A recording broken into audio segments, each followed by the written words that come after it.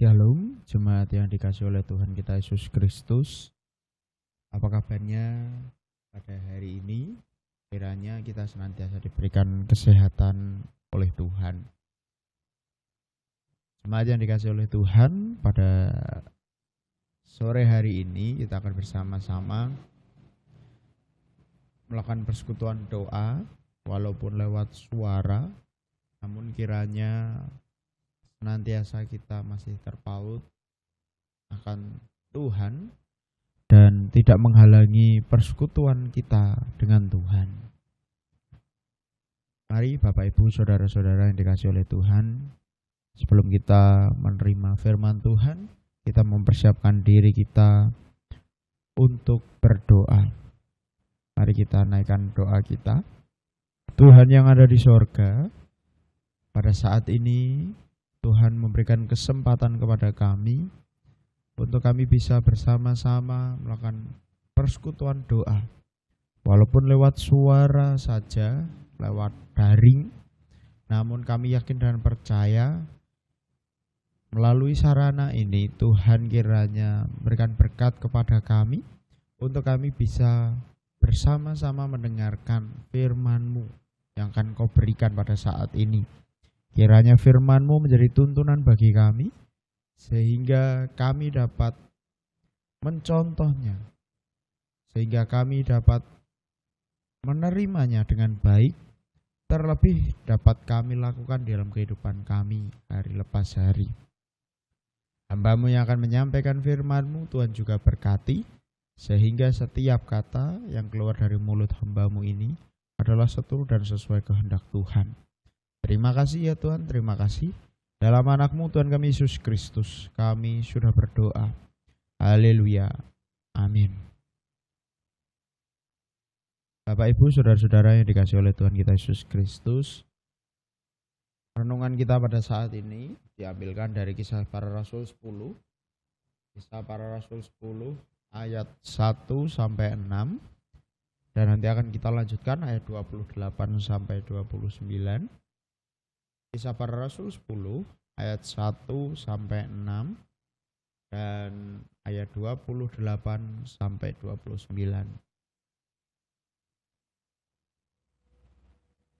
Saya akan membacakan untuk Bapak Ibu sekalian.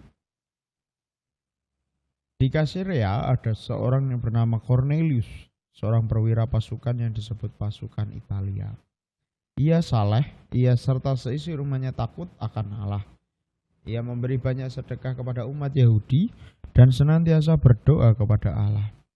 Dalam suatu penglihatan kira-kira jam 3 petang, jelas tampak kepadanya seorang malaikat Allah masuk ke rumahnya dan berkata kepadanya, "Cornelius." Ia menatap malaikat itu dan dengan takut ia berkata, "Ada apa Tuhan?" Jawab malaikat itu, "Semua doamu dan sedekahmu telah naik ke hadirat Allah, dan Allah mengingat engkau.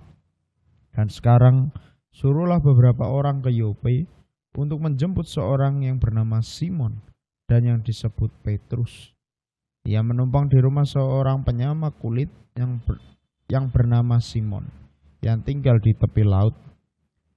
Setelah malaikat yang berbicara kepadanya itu meninggalkan dia, dipanggilnya 2 orang hambanya beserta seorang prajurit yang saleh dari orang-orang selalu bersama-sama dengan dia. Dan sesudah ia menjelaskan segala sesuatu kepada mereka, ia menyuruh mereka ke Yope. Nah, ayat 28 sampai 29.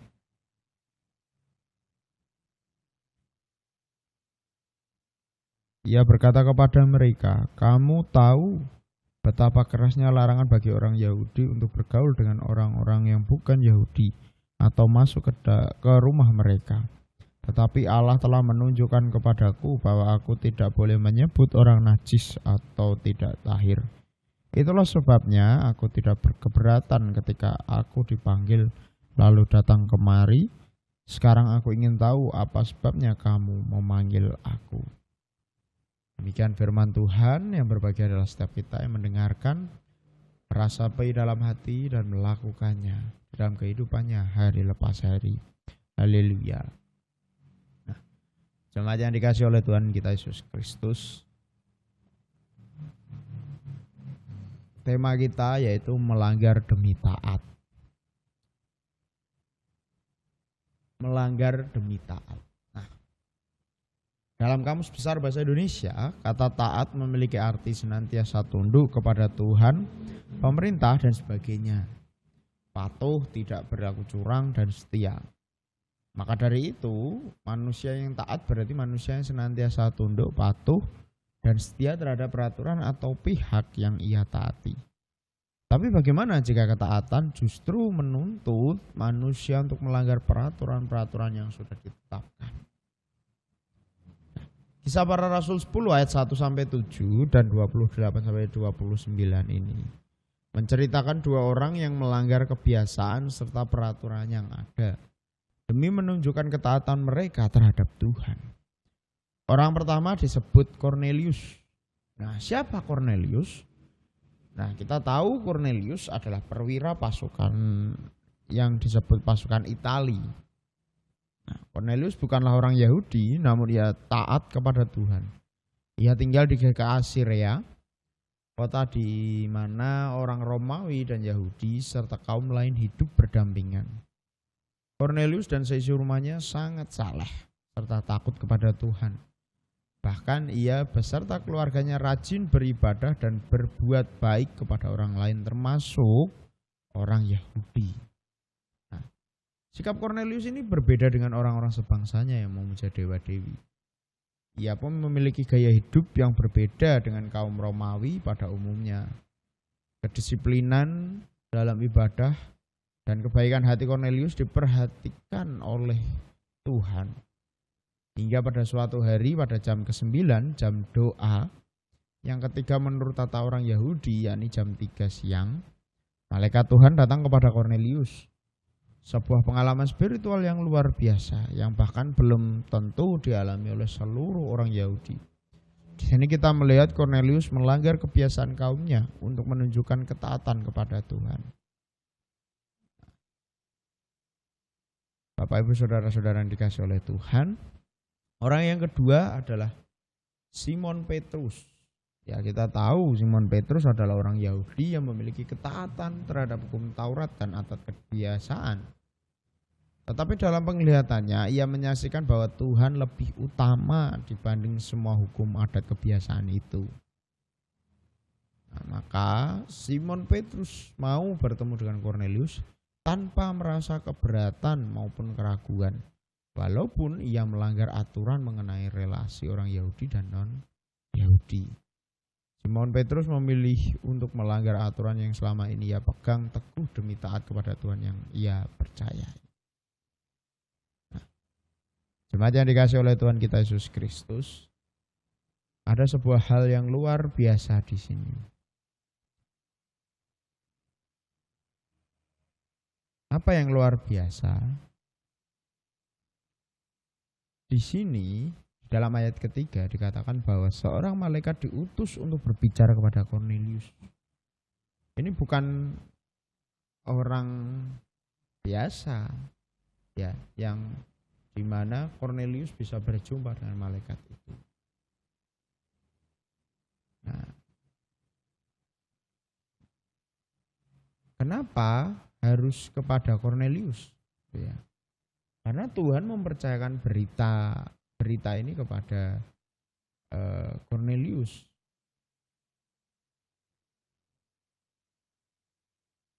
Kornelius berarti adalah orang yang spesial di sini, orang yang benar-benar dipercaya oleh Tuhan karena kesalehannya.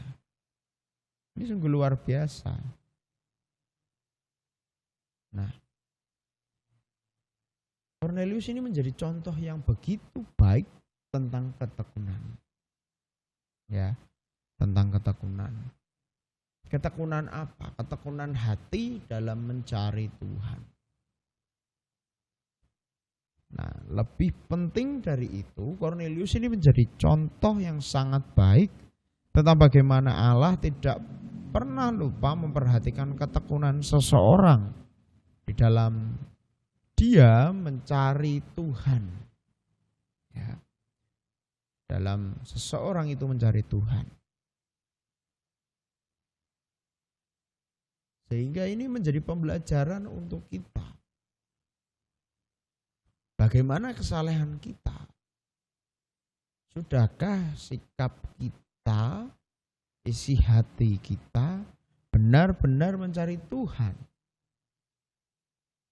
Nah, ini menjadi cerminan untuk kita. Ada contoh begitu banyak orang yang ditemui oleh Tuhan melalui malaikat-malaikatnya, melalui orang-orang suci, yaitu ada saudara Ethiopia, Cornelius, termasuk pasukan Romawi dan lain sebagainya.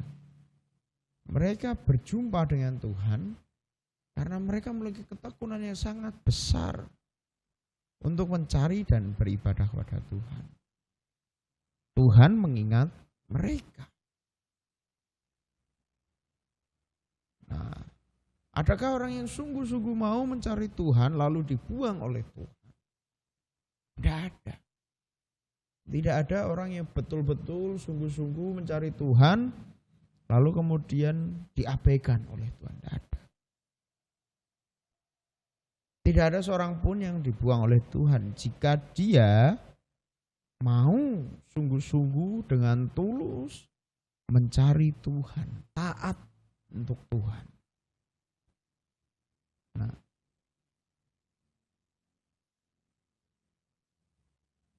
Nah, namun tapi tidak ada yang kemudian ya orang yang dengan sungguh-sungguh mencari Tuhan kalau tidak ada niatan dari dalam. Ya. Niatan dari dalam itu bagaimana? Dalam hatinya sendiri. Ada satu contoh begini. Ada yang sering menabung, Bapak Ibu Saudara yang dikasih oleh Tuhan. Nah, menabung 1.000 per hari, gitu ya. Sehari 1.000, sehari 1.000, sampai 30 hari 30.000, dikalikan 12 berapa? Nah, itu banyak sekali. Nah, mungkin kecil bagi kita 1.000 sehari. Namun kalau itu tidak ada keniatan, ya, tidak ada ketaatan di situ, 1.000 itu tidak akan menjadi 30.000. Ya. Dan 30.000 tidak akan menjadi berapa ratus ribu. Ya. Nah, itu kembali lagi bagaimana ketaatan itu menjadi dasar dalam hatinya, niatannya dari dalam. Nah, selain itu dalam Roma 3 ayat 11 ya, dikatakan bahwa ketaatan seseorang itu didasari ketika Roh Kudus juga bekerja bagi orang itu. Nah, ini juga luar biasa. Jadi di sini sungguh-sungguh orang yang mau mencari Allah dengan tulus. Ya. Menyerahkan seluruhnya kepada Allah, dedikasinya, ya. Apapun itu diserahkan kepada Tuhan. Nah, ini ketaatan yang sungguh luar biasa. Nah, di dalam ayat kelima, malaikat itu menyatakan bahwa karena Allah mengingat Cornelius, maka ia harus mencari seorang bernama Simon disebut Petrus. Nah, ini pasti suatu berita yang membuat Cornelius sangat menghormati Petrus. Nah, siapakah Petrus? Kita tahu Tuhan memberikan berita, ya, berita Injilnya, berita soal kebangkitan, soal keselamatan melalui para rasulnya, termasuk Petrus. Nah, ini adalah sebuah hal yang luar biasa. Maka dari itu Cornelius disuruh mencari Petrus. Karena Petrus adalah orang yang sungguh-sungguh dicari oleh Tuhan. Dan mendapatkan kepercayaan juga oleh Tuhan. Nah, jemaat yang dikasih oleh Tuhan kita Yesus Kristus.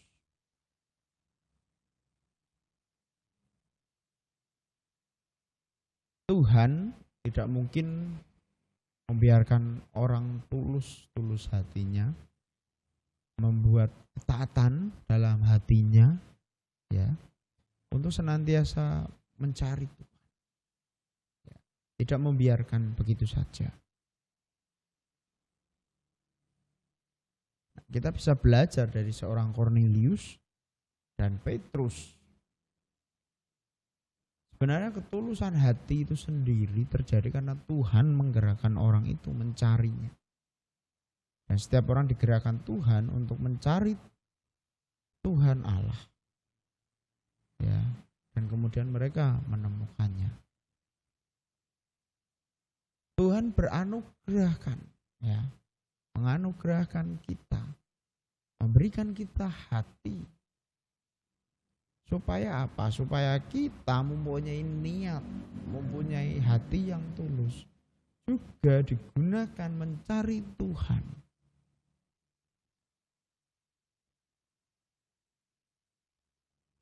Nah, dalam kita taat kepada Tuhan, ya, Tuhan tidak membiarkan kita dalam keadaan tersesat dan seterusnya.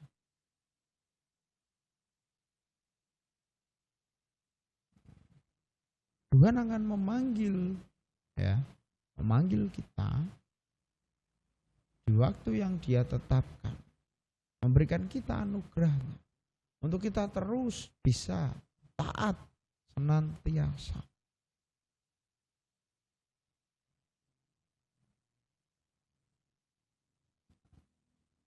Kita melihat contoh Kornelius. Tuhan tidak membiarkan orang tulus seperti ini berada dalam keadaan tersesat dan tanpa harapan karena tidak mengenal Tuhan Yesus. Ya. Kornelius akhirnya bertemu dengan Kristus pada waktu yang Tuhan sudah tetapkan. Melalui siapa? Melalui Simon Petrus. Ini ada sebuah rencana yang begitu luar biasa. Karena sebelumnya Kornelius tidak terlalu kenal Tuhan Yesus. Nah, melalui Simon Petrus ini, ya, Kornelius kenal dengan Tuhan. Nah, ini menunjukkan bagaimana ketaatannya yang begitu luar biasa. Untuk mencari Tuhan, mencari terus. Nah, Tuhan tidak mungkin abai terhadap orang-orang seperti ini. Sehingga betul-betul Tuhan ingat akan orang-orang seperti ini. Nah, jemaat yang dikasihi oleh Tuhan, Kornelius dan Simon Petrus mengingatkan kepada gereja dan kita semua di masa kini bahwa ketaatan kepada Tuhan harus yang lebih tinggi daripada yang lain. Kornelius dan Simon Petrus memberi dirinya untuk dituntun Tuhan, walaupun harus, ya, melanggar aturan-aturan yang berlaku pada waktu itu, di mana Simon Petrus seorang Yahudi tidak boleh berjumpa dengan Kornelius yang bukan Yahudi. Nah, itu semua dilanggar demi apa? Ketaatan. Nah, kita sebagai umat Allah di masa ini,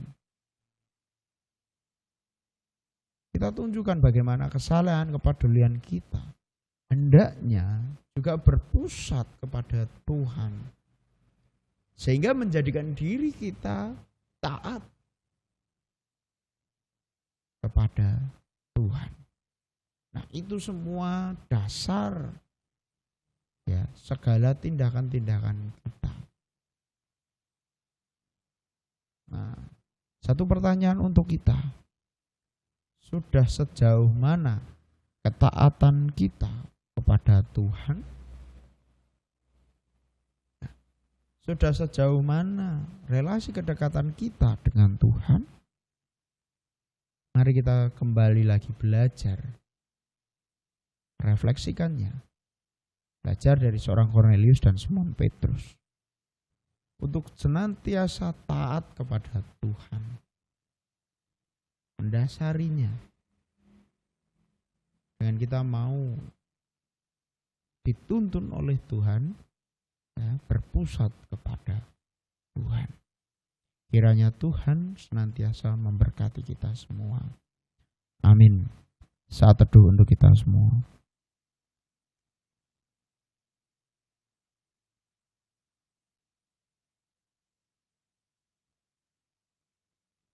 Mari kita berdoa. Tuhan yang ada di surga, terima kasih atas anugerah-Mu yang Kau berikan kepada kami pada saat ini.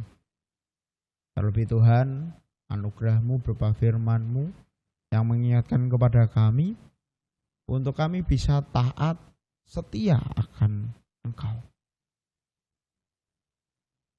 Tuhan, biarlah kami terus bisa membangun relasi ketaatan ini hanya padamu. Ajari kami Tuhan untuk kami terus bisa membangun ketaatan ini, membangun kedisiplinan ini, untuk kami bisa memusatkan diri kami kepadamu dan menjadikan ketaatan kepadamu Tuhan sebagai dasar akan segala tindakan-tindakan kami di dunia ini. Kami yakin dan percaya Tuhan tidak membiarkan kami dalam kami memiliki ketaatan akan Engkau. Tuhan, terima kasih atas anugerah-Mu kepada kami. Biarlah kami senantiasa bisa menjalankan ketaatan ini di dalam kehidupan kami hari lepas hari.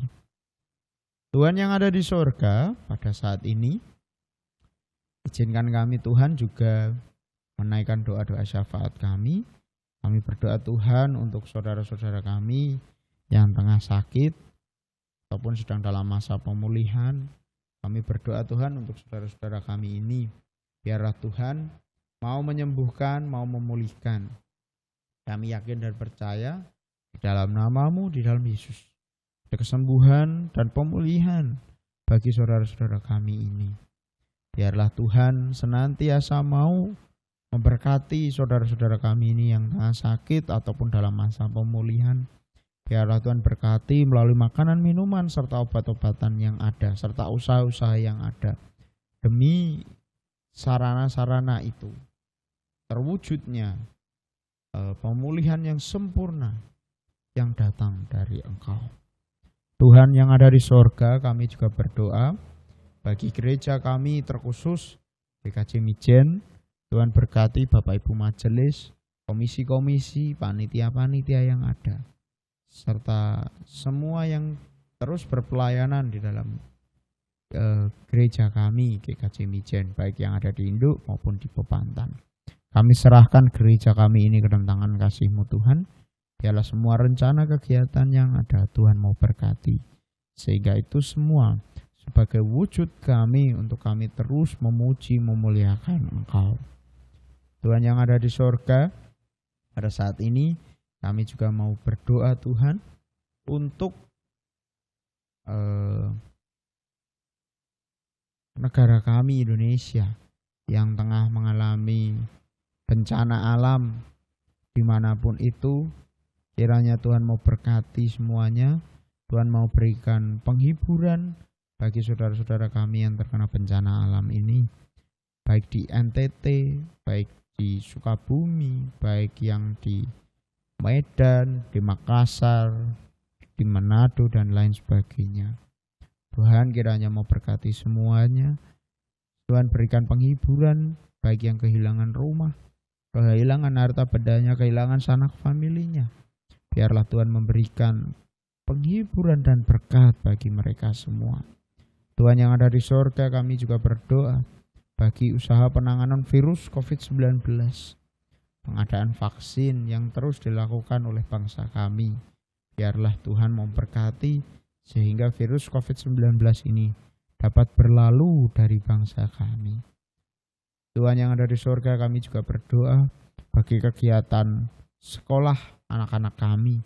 Biarlah kegiatan sekolah anak-anak kami di era pandemi ini dapat berjalan dengan baik, kembali berjalan aktivitas secara normal. Kami serahkan Tuhan kegiatan sekolah anak-anak kami ini ke dalam tangan kasih-Mu. Biarlah Tuhan berikan anak-anak kami kesehatan, memberikan imun yang baik, sehingga anak-anak kami ini tidak terkena virus, bakteri apapun. Biarlah mereka senantiasa bersekolah dengan baik. Kami serahkan Tuhan anak-anak kami ke dalam tangan kasih-Mu. Tuhan yang ada di surga, pada saat ini kami juga berdoa untuk kami semua. Biarlah Tuhan memberikan berkat bagi kami, kesehatan bagi kami, sehingga kami terus bisa memuji dan memuliakan Engkau. Terima kasih ya Tuhan, terima kasih. Masih banyak keinginan yang ingin kami sampaikan, namun Tuhan sudah mengerti apa yang terbaik bagi kami semua. Demikianlah Tuhan doa-doa syafaat kami. Dalam anak-Mu Tuhan kami Yesus Kristus, kami naikkan doa-doa syafaat kami. Haleluya. Amin. Bapak Ibu, saudara-saudara yang dikasihi oleh Tuhan kita Yesus Kristus, demikian renungan kita pada saat ini. Biarlah renungan kita pada saat ini menjadi berkat bagi kita semua. Tuhan memberkati kita. Amin.